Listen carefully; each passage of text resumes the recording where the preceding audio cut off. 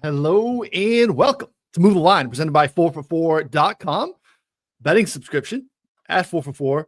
It's the only resource you need for a profitable NFL season. If you're looking to play fantasy, best ball, bet on any sport or market, we're excited to share some stuff with you today. 4for4.com is where you need to be this season. Ryan Noonan, excited to continue here. NFC East today, my friend Connor Allen. What's going on, buddy?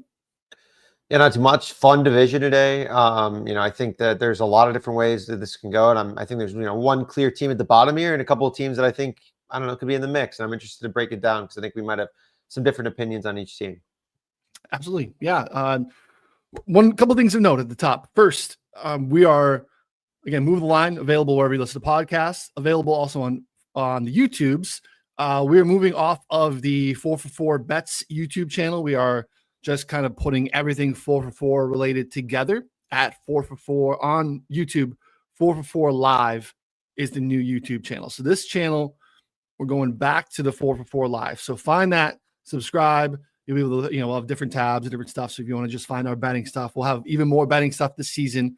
But again, that'll be 4for4 Live on YouTube. Again, more live content and more sharing of really cool tools, one of which we released this week, which we've been really excited about for a while. We've been testing in the back end. I feel really, really good about it and feel like it's going to be a great additive to the 4for4 betting subscription and your process this season with SharpStack. Connor, do you want to put that up here and talk to the people a little bit about what to expect? And I don't know, it's awesome. Like I'm betting WNBA props and baseball props, and I have no idea who these people are and winning money. Yeah, and for those who can see the screen, great. Screen sharing on YouTube, and if not, you're listening to podcast form, I'll try and narrate kind of what we're seeing here real quick. So basically, we launched a new suite of tools over 4for4 called SharpStack, including a plus EV betting tool. So essentially leveraging sharp markets against weak markets, and being able to exploit that in the market. So we have our own algorithms, and you can sort by league, category, bet type. And then you can also have your own custom settings where you can put your bankroll in, and as well as set a minimum expected value percentage. So there's a lot of different things you do with the EV tool. We also have our own, bet tracker as well. So when you click a bet, you can track it and it'll go to your bet tracker, which will track CLV, as well as one-click betting right here. So you can click this and it'll automatically import it in your slips for a lot of different books. We also have a standard arbitrage tool as well, one where you can adjust the stake if you're limited on one book. So say you can only get down $100 on Novig, but there's you can get down a decent amount of liquidity on another book. You can adjust both those and it'll automatically sync, as well as pin those bets to the top. We have an odds screen, prop screen, but yeah, definitely check it out. It's free for the next week and a half or so. All you have to do is sign up with any 4for4 account. You don't need a subscription. You just need to sign up for an account, then you get access to this. So definitely recommend checking it out. For NFL season, it's going to be like NFL, NBA, college football. It's going to be bumping. It's going to be great.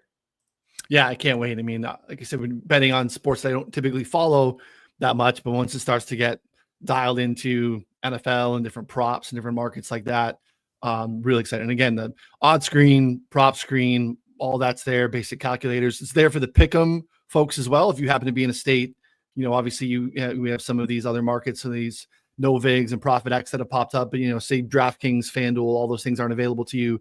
Pick six, underdog, prize picks, they're all in there for you as well.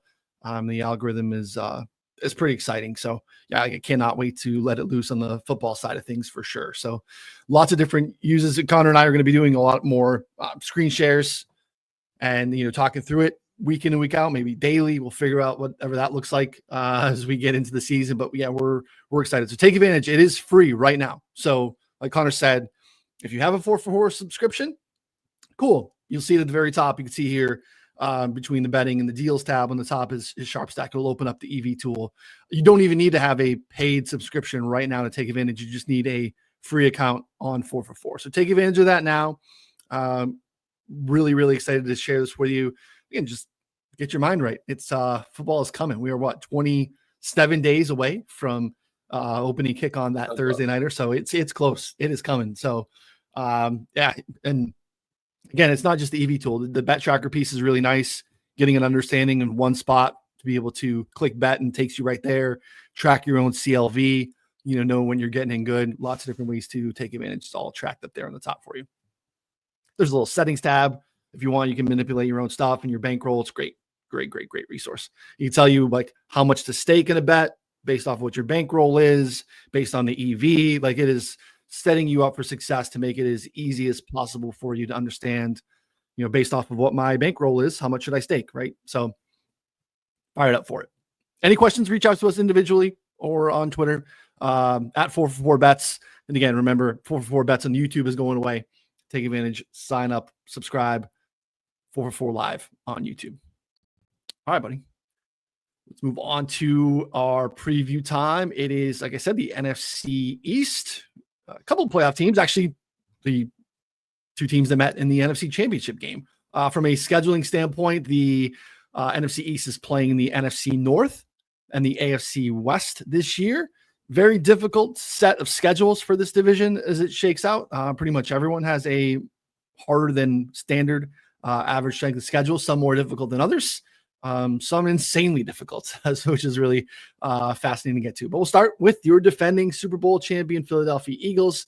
Fourth most difficult schedule based on preseason win totals. They are plus 750 to win the Super Bowl. You can get them at plus 370 to win the NFC. They are minus 130 on DraftKings to win the division. Win total 11.5, slightly juiced to the under. They're also available at plus 360 to be the number one seed again in the NFC.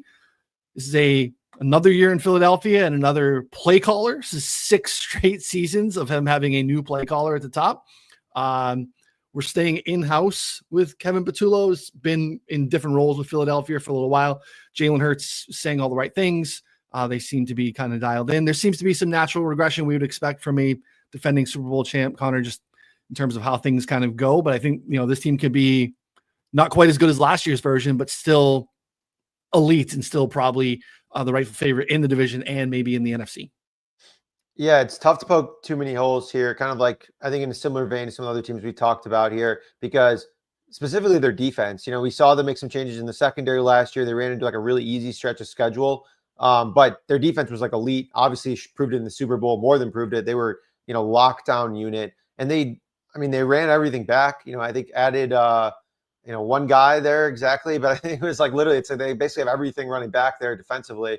And then offensively, offensive line is ranked number 1 basically across the board. Wide receiving group is pretty elite with A.J. Brown and Devonta Smith. If either one of those guys gets injured, the other can easily step up and be, the number 1. Dallas Goedert is, return is healthy. Saquon Barkley, had 400 plus touches last year, but they add Will Shipley. They still have him. I think that they're just, it's tough to say, oh, this Eagles team is going to take a step back. The only thing that I would say is, they're favored in 15 of 17 games, but they play a really tough schedule. Before their bye, they play 5 playoff teams from last year, and then Dallas, who I think could be pretty decent, or at least competitive in some games, and then 2 games against the Giants. So it's like a lot of their games are going to be really tough before their bye. And what I'm most interested to see, because we didn't really see it a whole lot last year, they had one of the lowest second half pass rates, is if teams get up on them for one reason or another, how can the Eagles respond? Because we just didn't really see it much last year. It's can they pass their way into a game? Or are they only set up kind of like what we saw, had seen from the Ravens for a long time of they run, if things go according to script, they're an elite team. If things go off script and they fall behind, or they have a kick return or a random fumble sick, something like that, can they play from behind? And that's my only real question, to be honest, with this team. But maybe you have other stuff that you're thinking about as well here. Yeah, they're front runners last year, right? It doesn't mean that it's not a bad thing. You've earned it. You get to a spot where you're up in the second half by double digits all the time. It's because you're playing some really good football. But in these nail biter situations where games are a little bit tight, and again, I don't want to have Jalen Hurts discourse again. He just won the Super Bowl. But again, the expectations of what he needed to do to get them there, especially in the second half of games and tight games, wasn't something that we saw very often down the stretch. So if that's something that happens this year, they don't really run maybe as hot from an injury luck standpoint, and maybe a little bit more burden falls on him to elevate and get it done for them. I don't know. I would say questions, but I don't feel like that the answer to that test was something that we got through last year's Super Bowl run, to be fair. So I think there are some concerns and questions there. There is some turnover defensively, right? These aren't new bodies to the team, just some of the depth that they've been able to add in the draft over the last couple of years, those guys now need to step up and be starters. So they're not new to the program per se, but there are some holes that needed to be filled. Like Darius Slay is in Pittsburgh now. Milton Williams signed with New England. So they have some of these guys that, Keely Ringo and Sidney Brown, Jalix Hunt, Moro Ojamora, the guys that like stepped up a little bit in like some swing roles for them last year now need to be the guy. And I think those are fair questions to see, especially in the perimeter, if those can get answered. So again, they still did a good job drafting depth and some new guys that are kind of backfill. Like I think Jahad Campbell can play multiple roles for them, their first round pick. N'Kobe Dean's out to start the year. He could play traditional off-ball linebacker. He was like the number one high school edge rusher heading into Alabama, and Alabama used him there a little bit before transitioning to off-ball. So like he can kind of play a swing role for them. So they have some pieces that I need to see. Like, is Keely Ringo a dude? Is Eli Ricks a guy that can like just play 90% of the snaps and kind of be locked down for an elite defense? They have questions at safety. So like there's enough bodies to answer the test. They just have to figure out who those guys are going to be still. So some questions, but again, I still think it's a elite, top half unit for sure. Yeah, we have Adam saying here as well, can't wait to bet some Jalen Hurts anytime touchdown scorer. Yeah, I mean, tush push was not banned in the offseason. I think that's, I kind of think that that's pretty wild that it was even like thought about being banned in the first place. I will say, I mean, I was on the frustrating other side of some props where, the Eagles milked like 11 minutes off of a clock, and like obviously the team's never going to run the ball again, if they're behind, et cetera, et cetera. But it's only really the Eagles that are this effective with it. Like I feel like banning something because one team is really good at it is kind of ridiculous. But weak. I mean, like I understand they were absolutely dominant with it. It's still just like be better. I don't know. Like it's find another way around it. Find a way to beat it. Like to get bigger guys up front. I mean, the Chiefs had Chris Jones lining up sideways, I'm pretty sure, like at some point. And like it kind of helped, but like it didn't fully nuke it. But just like you got to be more creative, I guess. Figure it out. Strategy, Or try it yourself. Right? Yeah, it's so good. Like implement it for your own team and take advantage of it. Right? It's not like it's this rule where like they're the only team that can execute it. Like, people are worried like, oh, is Jason Kelsey at center? Like, can they tush push without him? Like, yep, they can do that. And you could too, if you decided you wanted to, implement that in your offense. So it is a weapon. I mean, the fact that they more so than a lot of other teams are threat for 4 downs, right? Like if they get to 4th and short on neutral to positive field position, like that's a 4 down drive and it puts strain on the defense in a different way. So it's definitely a tool. So yeah, they're going to be good again, man. There's no doubt about it. The schedule is tougher. Like you said, 4th most difficult schedule. They played a pretty difficult schedule last year in terms of like strength of the quarterbacks that they faced, and they were still really good with a younger secondary. I'm a huge Cooper DeJean fan, and they played, first half of the season without him. So, all of a sudden you get him for a full season playing kind of a hybrid role too. He's one of the guys that we don't know where he's going to be. Is he going to be in the slot again? Or they have questions at safety. Is he going to play strong safety for them? Is he going to swing back and forth? Good problems to have. Good football players will be on the field, but definitely some questions with, how they're going to, what guys are going to be involved in what positions to get it done. So elite football team. I don't know that I'm chasing the win total or really I'm not laying 130 to win any division, I don't think. But I feel like they're a strong favorite and probably win this division again, to be honest. Yeah, they're a tough team to bet on, I think, in the futures market. Like, I think that there could be some really viable alts on Jalen Hurts passing whenever they're in, like, I don't know. We're just going to have to find the right spots. Like, if they're because the market's not going to be able to, even projections just are really tough to do for a team like Jalen Hurts because the floor and the median is probably super low in terms of like volume because he's going to throw the ball 25 times a game most of the time. But the upside, if they unlock that or if they, end up like falling behind is like 35 to 40 attempts from Jalen Hurts to Josh or to AJ Brown and Devonta Smith and stuff is like, I mean, nuclear upside, like insane upside. So the alts market, I think is really interesting on a game to game basis, but I don't know about like, I mean, all the Saquon stuff is factored in and like the future stuff, again, it's just like, it's all kind of, I think, baked in right now. Totally agree. All right. Commanders, easier, one of the relatively easier schedules in the division, the kind of middle of the pack from a strength of schedule standpoint, 20-1 to win the Super Bowl, 10-1 to win the NFC. They can get them on Caesars plus 230 to win the division. Win total 9.5, kind of flat on the juice side. They are a minus 132 to make the playoffs, plus 122 to miss. They are 10-1 to be the number 1 seed in the NFC. It was a dream season. I think if you were maybe a fan of teams not in this division, it was very easy to root for the Commanders last season for a number of different reasons, just kind of all the stink that's been on that franchise under Daniel Snyder over the last 20 years or so. I was excited to see them kind of flip the script there. They land the plane with Jaden Daniels, who was, I think, exceeded the highest of expectations. He was absolutely dynamic and a lot of fun to watch. I think making the playoffs felt like a win based off of any preseason expectations, and then they go and win 2 road playoff games. Extremely impressive. Tampa Bay kind of felt like they were playing really good ball. They win that game, and they go to Detroit and just like deep pants them in the first quarter, right? It was just like really bizarre right away.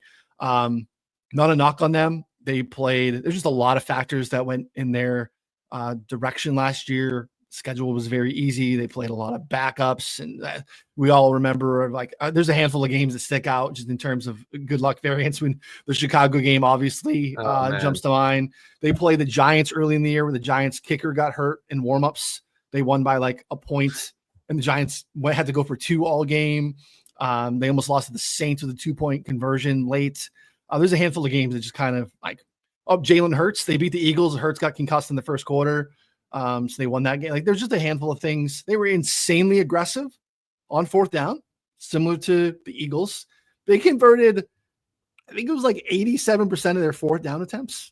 I mean, that's awesome. That's not happening again. That feels like some sort of historic mark. Offense, I imagine, is going to be good if Terry McLaurin comes back. Connor, concerns about the defense, but who knows? You can see a quarterback in the second year ascend even further.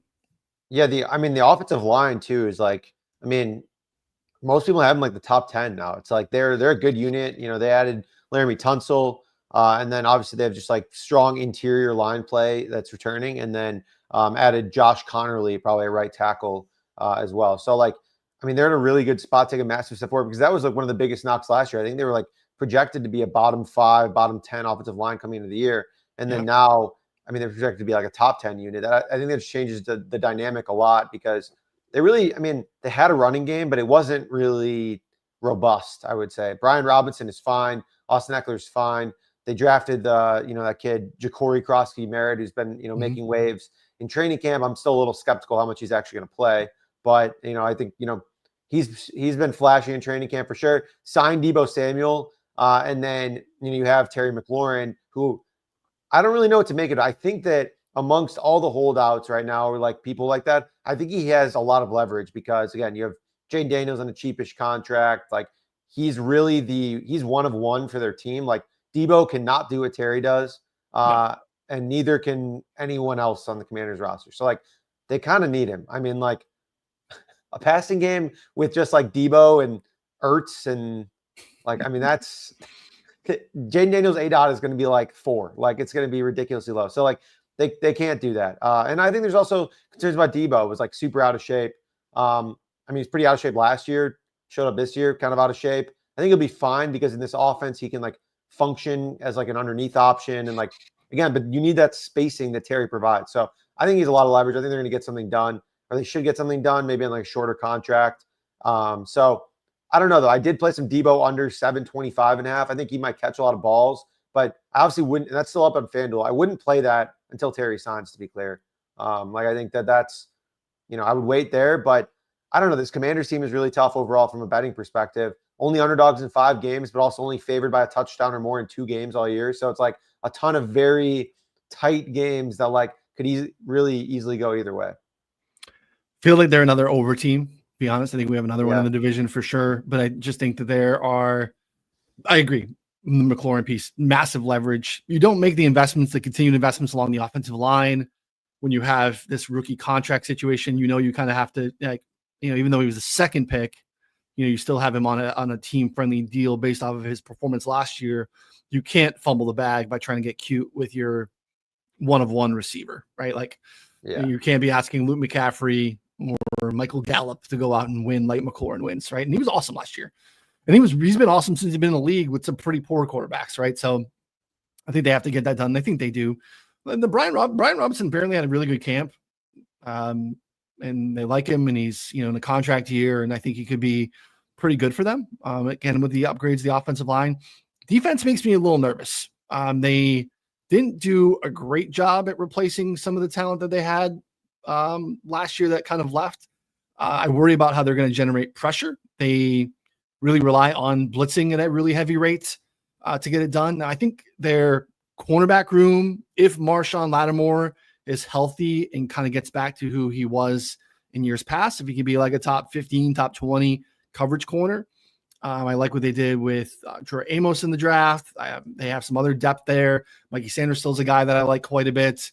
I think the secondary could be okay. I worry about the pass rush. I worry about the run defense. I think there's some concerns up front, losing some of the guys that they have had there kind of for years up front. So you need, Javon Kinlaw has been a bust, in San Francisco and New York to get it together. That makes me a little bit nervous. So I think they could be a team where if McLaurin comes back, offensively, they're still going to maybe take a step forward or can kind of be where they were last year, but defense is going to be a little bit more problematic. So I don't know. I would lean maybe no on the playoffs at plus 122. But again, I think the offense could be good enough to be competitive. And the NFC is wide open, right? If this is an AFC team, I would say for sure there's enough teams I think are, more well-balanced than the Commanders. But the NFC is a different beast. Yeah, I think there's a chance we'll get to them in a second here. I think there's a chance that the Cowboys can beat them like in season, like maybe split the series, like 1-1, something like that. Sure. And yeah, I think the no playoffs is interesting. Also, Adam brings up here, Commanders run defense plays one of the hardest scheduled league running backs this year. Yeah, when you play Saquon twice, that obviously helps. And sure. Beyond that too. Yeah, up front, if you look at PFF's grades right now, projected to start, you have Javon Kinlaw, Payne, and then Wise Jr. None of them rank higher than 79th out of 120 qualifying players on the defensive line. That's a tough sell. Obviously, and as you mentioned, like Marshawn Lattimore, what is he at this point? Like, we don't know. Mikey Sanders still, he's your boy. That's one of my biggest notes here. Written down. I remember you love that guy. So he's also like, I'm pretty sure. What is he? How tall is he? Like, he's not a big guy. Yeah, 5'10", I think is listed here. That might be pushing it. But last year they had to push him out wide, which was not great, but he held up. But like, you allow him to just kind of be a nickel and someone that can like run, fill, blitz off the edge. He has those tools in spades. Like, that's fine. But they have to ask him to step out of position last year, and actually held up. So they need some of those guys who were all kind of like Dietrich Wise in New England the last couple of years, trending down. Eddie Goldman had some good years. Chicago and Atlanta, like trending down. They need Johnny Newton, who they used, an early second round pick a couple of years ago. They need him to step up. Von Miller is a swing guy on like clear passing downs. Like, does he have anything left in the tank? So Cleveland Farrell, like, it's just a bunch of names that have like some early draft capital, kind of been disappointments. I think it's just kind of like throw it all at the wall, see what sticks, see if anyone emerges, and we'll find out what happens there. But Bobby Wagner continues to produce, even though he's a little long in the tooth. They love to use Frankie Louvu as a blitzer. That's fine. It just, they have to generate it more than I think just being able to line up and be better than the guys across from you. And this is the one position in all of football where I think your skill level really matters. Like, you, as a pass rusher, have to beat the dude in front of you. How good you are at football matters a ton. Like, you can't really scheme. You can scheme, obviously, second level pressures and different stuff and, stunts and all sorts of stuff. But like, you got to go ahead and beat some guys, and they don't have a bunch of guys that line up and win based off of what you're talking about with the PFF grades. So we'll find out. They'll be interesting. Maybe some of these Cowboy Commander games will be like 53.5, 54 totals, and could be pretty interesting. So yeah, let's see what the look ahead line. I mean, we can, pivot into the Cowboys here in a second. What we have. So they play each other. They play week 2, I think, right? Or week 1? No, I'm not seeing until like week 8 or 9. Something like that. Later season. Sorry. 49. I mean, that might end up being low. Both games are 49 for the Commanders against Dallas, but we don't get that many totals in the 50s anymore in today's NFL. But I mean, this could be one. Yeah. All right, we'll move over there. Let's go to Dallas. They are 22nd strength of schedule, so towards the bottom, one of the more difficult. They are 50-1 to win the Super Bowl, 28-1 to win the NFC. You get them at plus 675 to win the division. Win total at 7.5 to choose to the over.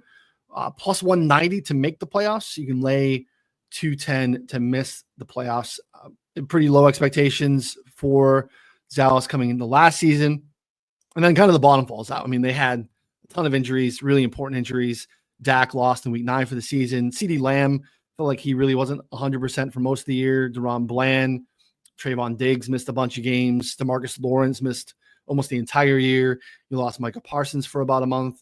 Parsons is obviously driving headlines now with his trade request and holdout. That one's fascinating to me to see what happens there. We also have a new coaching staff. Brian Schottenheimer promoted to head coach, stays on the staff. He's now the head guy. And Matt Eberflus, obviously former Bears head coach, back to lead the defense, which I think could be okay. This is another one of these scenarios where maybe a head coach is not your role, but Eberflus had some success in Indy, got him the job with Chicago. Now back leading the defense here. I know we think this is an over team because there's some concerns defensively, and there could be some exciting ceiling with the offense with George Pickens and some of the things here on the offensive side. Yeah, I think that's probably their most exciting addition, at least in my mind, because he's just such a perfect complement to CeeDee Lamb. Like, they've been needing someone who can just do anything on the outside alongside CeeDee Lamb to open up more space forever. They tried, was it Jalen Tolbert, Jonathan Mingo? Like, they've been trying rotating Brandon Cooks for a while. They tried rotating these bums, and like none of them can get open or like really do much. And so now adding George Pickens, who I think is like just a fantastic player in general. Absolutely, batshit crazy, but just like a great football player.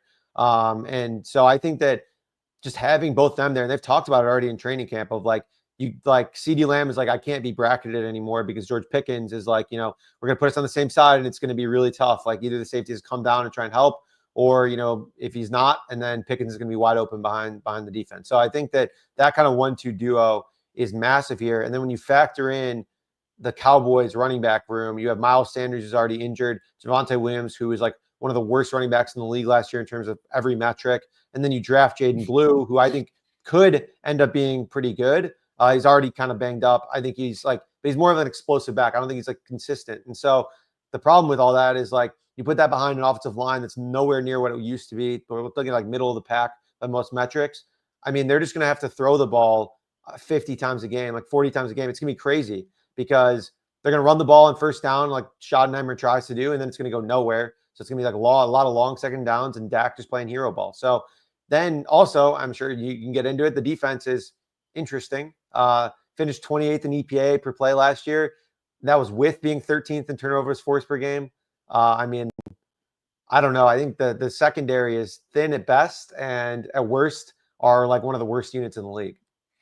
First of all, the Javonte Williams, I don't want to call it stray, but it was just like Javonte Williams, he was one of the worst running backs in the league based on all metrics. It's just every single one. Casually awful. Just based off of, I don't even cite one. I'm just going to cite all of them. Like, based off of all of them, he was bad. I was looking at it literally last week. I'm like, success rate, it was like 48th out of 52 qualifiers. Like, it was just I mean, yards after contact, yards before, everything. It was just so bad.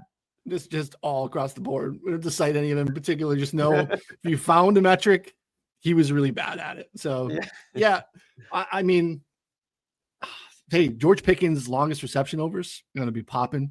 That's a market that's still very much available that we'd like to bet last year that I think we're going to go back to. I know you played some Dak alts, which I think are a really good look. It's still viable. We were on with Mayo last week, and I made the case that there's no path for CD or for Dak to hit 4K, 4,500 yards without CeeDee Lamb blowing over 1,200 yards. And that's available plus money, which I think is really nice. So some opportunities to bet into, I think, some of the high level outcomes of this offense. Cause I'm with you, defensively. I mean, I just don't know. There's concerns health-wise in the secondary. Their best defender last year in the back half, Jordan Lewis, their nickel corner, is really good. He's in Jacksonville. So DeRon Bland's going to step up. Kyrie Elam could not find the field in Buffalo. First round pick. They had needs a perimeter corner a couple times over the last couple of years. Just couldn't win the job or stay in the field. And now the Cowboys need him to play a starter role, basically, as it is right now. So they need Diggs to stay healthy. There's concerns that he's not right to start the year. They drafted some guys with question marks health-wise in the back end. Yeah, I don't know. Like if they don't have Micah Parsons, they decide to make a move and actually trade him, which would be, look, I'm obviously they can get a haul, but you're just not a player that you trade. This is just a absolutely massively impactful player in its prime. You just can't give up. And now you're going to have to pay more than you had to pay at any point in the last year and a half when you could have got this deal done. Like, I don't know why they did this just with Dak and they did it with CeeDee Lamb. Like, I just don't understand the process of like just kicking the can down the road and then eventually paying the piper even more than you did. Like, I don't know. It's fascinating to watch. I mean, again, like you can turn on ESPN at any point in the day and find Cowboys news. So you've heard all of the Jerry World stuff. We're not here to litigate that. Obviously, there's anything can happen around the league, and it doesn't matter news wise. Like those, big media shows are starting with Cowboys news. It's just insane. But yeah, defense is not good. And even if they stay healthy and play, I think to their ceiling, they've relied so much on opportunistic turnover rates over the last 2 years. And that stuff is just really something that levels out year over year. And if you can't generate pressure, it gets really harder, much harder to actually turn teams over. So I worry about their ability to create pressure, especially if Parsons is out as well. So, and the gauntlet down the stretch is brutal. There's some winnable football games early, obviously a tough week 1 on the road in Philly. But man, look, you get to that week 12 stretch to the end of the season, Philly, Kansas City, Detroit, Minnesota, Chargers. Maybe that got a little bit easier with some of the Chargers news that's come down. And then on the road with the Commanders. Like that is a really, really difficult stretch of last year playoff teams I think we think are going to be good again. They're on the wrong side of some rest tied up in there too. It's a really tough stretch in November and December for this team if they are, maybe carrying some momentum positively through October. So yeah, I mean, 7.5 kind of feels baked in. But is there a way to bet outside of maybe the Dak stuff that you've already done? Yeah, I mean, so I think Jake Lodenberg had a great play in our Discord a week or 2 ago. He played Javonte under 550.5. And I did bet Dak to lead the league in passing 12-1 and plus 350 to throw over 4,500 yards. Was on pace for 4,500 last year, threw for 4,500 plus the year before. Now I think, again, as we talked about, best receiving core I think he's had, plus no running game. But yeah, I don't know if you remember this. They just like Kaiir Elam brought back some vivid memories of me because I bet some, like, I think it was DeAndre Hopkins unders. He had 0 catches through 3 quarters, and then Kaiir Elam got forced into the game, and Hopkins lined up against him, and they threw it to him like 3 times in the same drive, and he hit his overs because Kaiir Elam sucks so bad. Like he just was getting like dog walked by late career DeAndre Hopkins. Tough scenes, man. Brutal. It's tough. Yeah, I mean, there are going to be some teams that just, I mean, they're smart. Like they know that when someone goes down, they see this guy come in, like, oh, okay, here we go. This is where the offense is going through wisely for the next possession or two, and now this guy's going to be out there and playing, I don't know, 80% of the snaps for them this year. If that's what they want, that's what they have right now. So it's rough. Yeah, rough. I think the Cowboys are going to win some games that they probably shouldn't, but just because I think they can, again, it's like. I equate them to, and I tweeted this out. I think they're just like Bengals, Bengals in Texas, basically. Like their defense is not going to be quite the extreme bad of what the Bengals were last year. Maybe they are. I don't know. I mean, maybe it's possible. It's in the range of outcomes, I guess, if Micah holds out. And their offense is not going to be able to run the ball, throw the ball a million times. They got good weapons. So yeah, I think that's kind of going to be what we're going to see here. So yeah, definitely an over team. Don't know how many games I want to bet them to win. Another team that if they can't stop the run, like initially I liked them against Philly a little bit, and now I'm just thinking it might be a tough matchup because, again, Philly's secondary is good, and they're going to be able to run the ball all over the Cowboys probably, and it might just be tough. We got a week 1 bet. I'm ready to go. Yeah? Our guy, former Chicago Bear, backup middle linebacker, Jack Sanborn, now wearing the green dot for the Cowboys in Eberflus's offense. I don't care what the Sanborn line is in week 1 against the Eagles.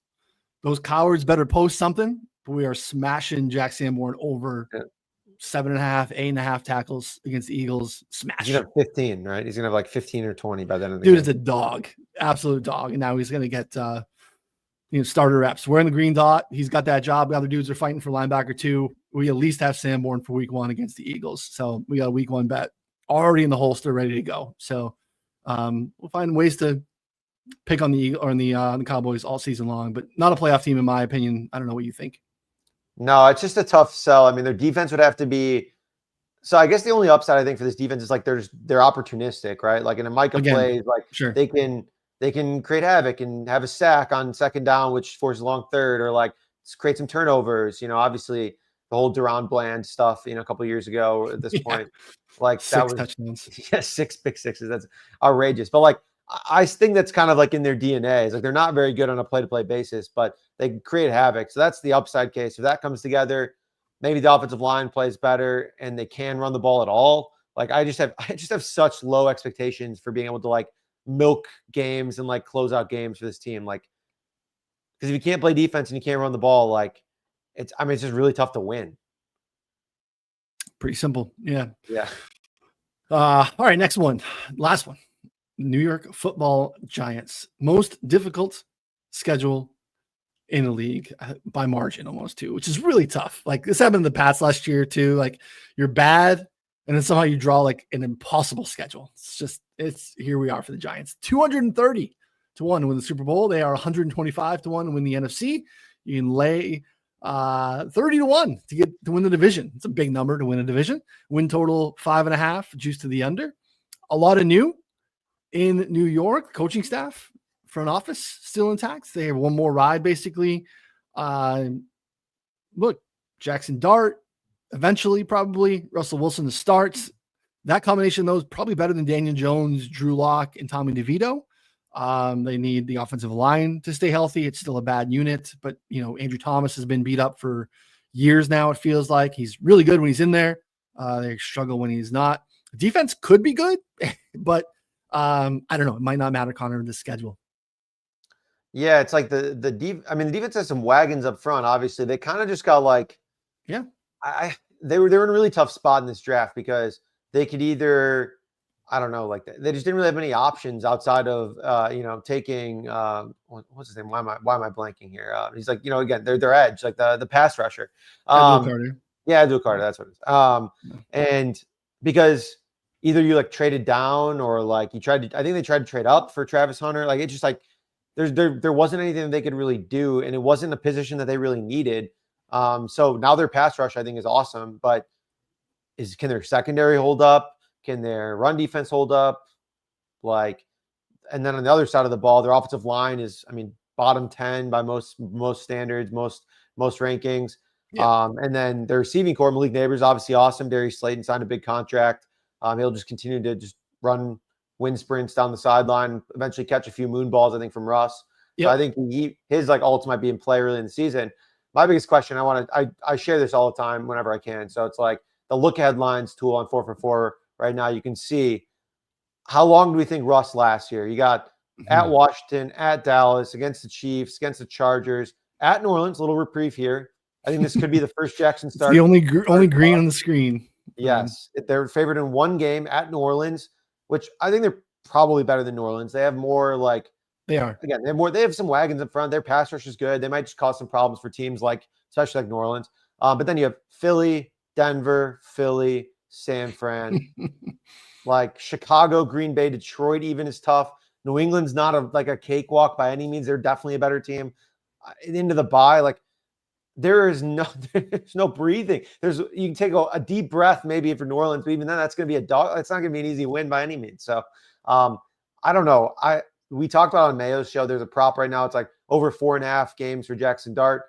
That's basically, they're setting it as like the late bye, essentially. I would be shocked if Russ makes it there, to be honest, at this point. This is like, they're going to win like 2 games before their bye, maybe 2 or 3. And we don't even know which ones. Like they could easily lose all of them, to be honest. I totally agree. But we have to think about this in terms of what's actually the dynamic of what's going on in New York as well, right? We have a coaching staff and a front office that is trying to keep their job. And their best case scenario, this is not a playoff team, right? They're not making the playoffs in this division with the schedule, with this roster. But the sell to the owners after the season is getting Jackson Dart in and developing him and showing that, like, hey, we identified this kid. Mike Kafka's like, look what we're doing. Dayball's like, look what we're doing. Look at the nice little run we had at the end of the year. We were competitive down the stretch. let's stay, let's build something here.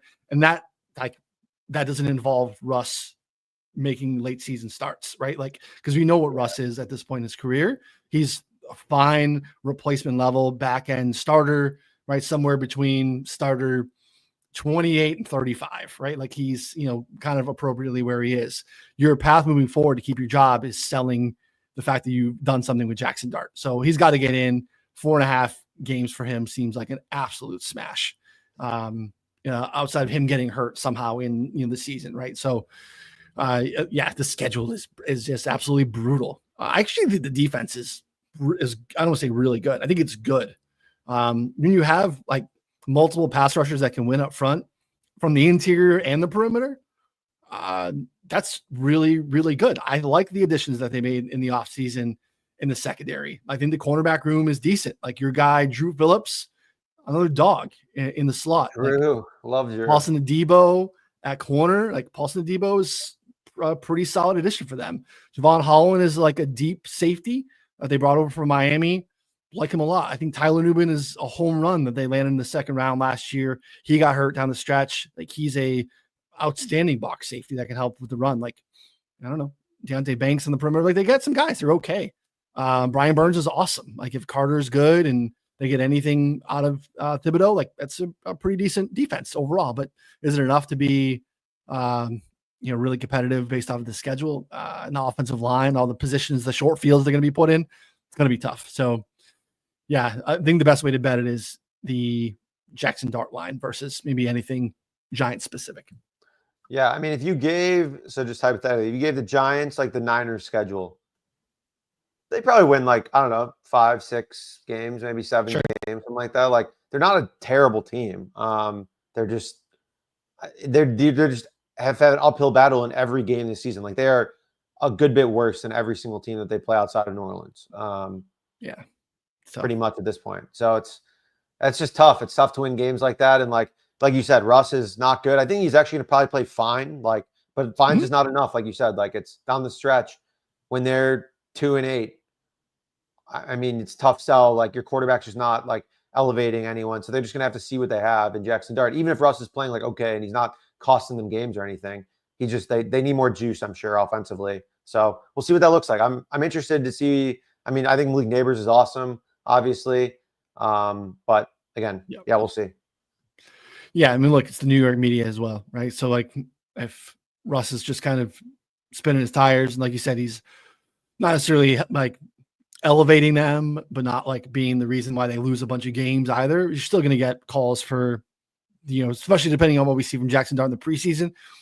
But every question, after every game, if they lose, what's going on at the quarterback position? They just going to have that nonstop. So we're going to get the answer to that sooner than later for Jackson Dart and get him into football games. So,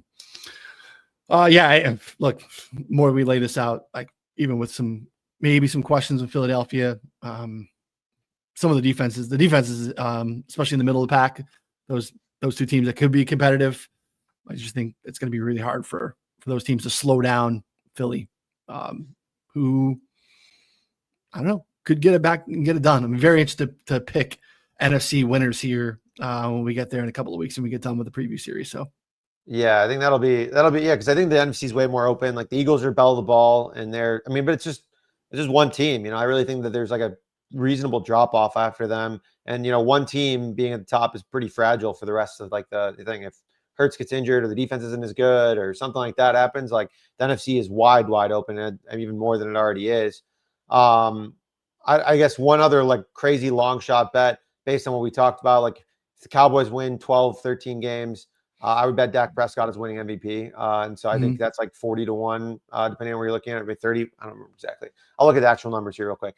But I thought that was kind of an interesting way to play it too, because if it pans out, like, again, he's going to be the reason why. It's almost certainly not going to be, there's no Christian McCaffrey scenario under that as well. So yeah, I mean, he is 40-1 FanDuel right now. I mean, okay, yeah. Like if you think the Cowboys can win games or the Eagles, someone of the Eagles gets hurt, or I don't know, just anything, and he throws for 5,000 yards, he's very much in play to win MVP, I think. Yep, no good call out. All right, good stuff as always. Remember again, 4for4 live on YouTube subscribe. We'll be moving there, moving forward. Move the line wherever you listen to podcasts. Nothing's changing there. We're again consolidating all of the 4for4 content on the YouTube side to the 4for4 live site. Take advantage of SharpStack, as we showed you at the top. It is free for all users right now. Again, you don't need a paid subscription. You can take advantage of a paid subscription. 4for4.com/plans. Get the betting subscription, the SharpStack upgrade. You can try monthly, you can try yearly, but right now, SharpStack is available for free. Play around, tail some bets. That subscription comes with everything that you would get on the betting side as well, which again is literally everything that we offer at 4for4 on the fantasy side, rankings, projections, all that stuff, all the in-season articles, along with all of our betting stuff. So get you in the Discord, all of our betting picks, all of Connor's unders, all the tackle bets, all the sacks, all that stuff. So definitely check that out. Again, 4for4.com/plans. We'll be back next week to do it again. We have 2 more NFC divisions, and then we'll do a prop show to wrap up the season, and then bam, week 1.